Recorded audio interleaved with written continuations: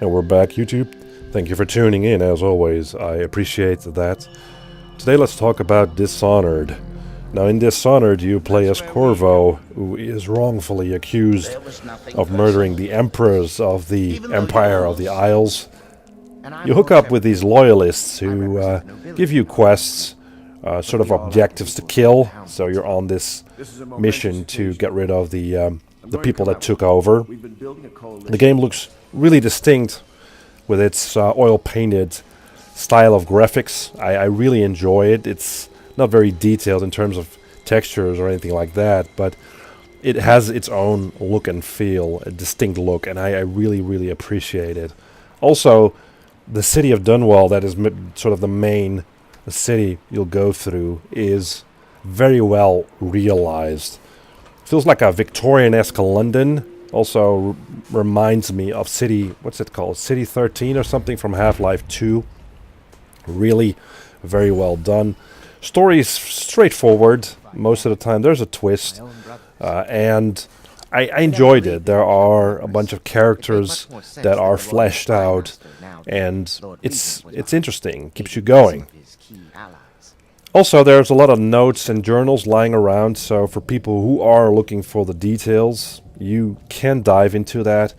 But there are a lot of games that do that, just sort of scattering stuff, scattering notes all over the place for you to read, and I think that is an overused mechanic that is becoming a bit old nowadays. I don't really like it. I'd rather play the story than read about it, so to speak. But still, again, as I said, there's a lot of detail to it. The game features, and that's one of my main points, really. The game features the best level design I've seen in recent times. It's really great. You get this sort of a map, and you have to go from A to B, because at B there's your target or your objective, the person you need to kill, dispose of, or something else. But to get there, you can take various paths. You can go over the roof, you can go through the sewers, you can go around. I mean, there's so many ways to do this, and the levels allow you to do that. It gives you that sense of freedom, although it is a linear way, because you have to go to a point on the map. You always have to go there, but it feels that the game sort of opens up for you and go about your own way, which is great. It gives this empowering feeling to the player. Now, between you and your objectives are a bunch of guards most of the time, human guards you can avoid or just kill, and there isn't a whole lot of variety in enemies. Also, they tend to say the same thing over and over again, which kind of breaks the immersion. But at other times, you'll see characters that are conversing, and through the conversation, you learn more about your objective, or you kind of learn more about your mission, or what is going on, which is great. It gives you more. That is how I'd like my stories to play out, is through dialogue that characters are having. I don't want to read about it, coming back to the earlier thing about the notes, right? So yeah. Now, again, as I said, the game allows you to, do it your way. If you want to kill everyone, you can do that, or you can take a non-lethal approach. So you get a bunch of tools. Most of them are pretty deadly. So you get, in your right hand, you get this knife that you can use to backstab enemies. Enemies that are oblivious to your existence, so to speak. So you backstab them, or you can use them to duel. You can actually block incoming blows from guards. The system doesn't really work that well, but still, it's okay. The dueling with the swords sort of thing. In your left hand, you have this pistol you can use, or you can equip the pistol for literally blowing away enemies. And this pistol is quite strong, and one of the best pistols in any game I've ever played. It really has a really nice feel to it. Really blows enemies away, as I said. Good feedback. Really enjoy that. You You can also get some grenades and proximity mines and all that sort of thing. Unfortunately, you can't really switch out items between two hands, and also powers that you get. So you get a bunch of powers that are completely binded to your left hand. So you can't use the gun with the powers, or you can... you can't use the power with the right hand and use the gun with the left one. So you have to first use the power, then switch to the gun. It's doable, but it's kind of annoying that you just can't easily combine these things.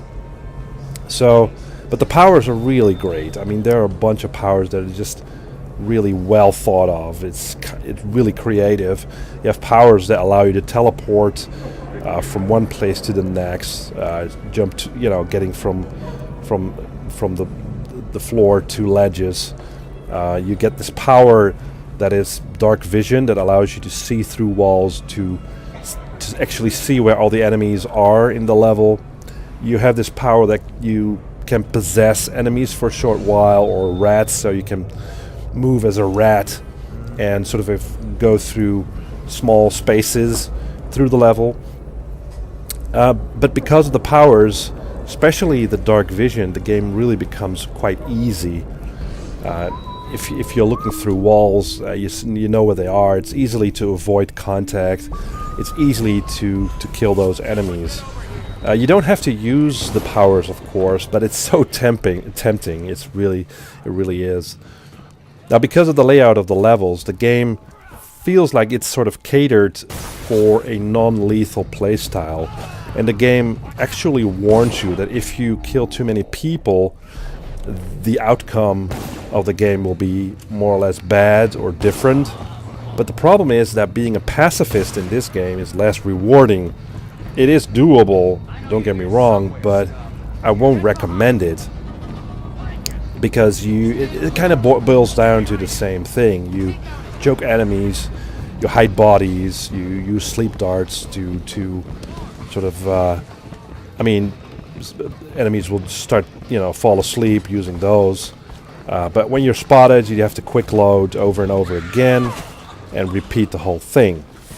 It kind of feels like, if you're going for a non-lethal approach, it kind of feels like you're left out of the good stuff in this game. And those are the powers. So I had the most fun with this game when I was using the powers for a lethal playthrough. Only then I think that the game gets this really nice flow, being stealthy as long as you can, and if you're spotted, then you sort of switch to a more lethal playstyle. So I switched things up, but I did end up in a sort of a chaos bad ending.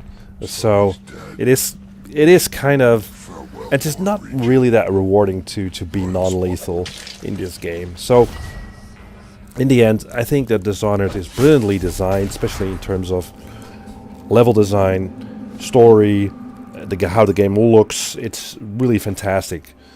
But in terms of gameplay, it's kind of unbalanced. I would have liked the non-lethal combat, or the non-lethal combat, but the non-lethal option to be more rewarding, that there would be more powers or more rewards for using a non-lethal approach.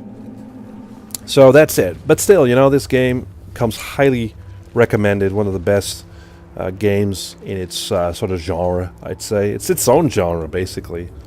It's basically what I would have wanted from an Assassin's Creed game. Being a badass ninja assassin. That's what Dishonored does really well, to give you that feeling.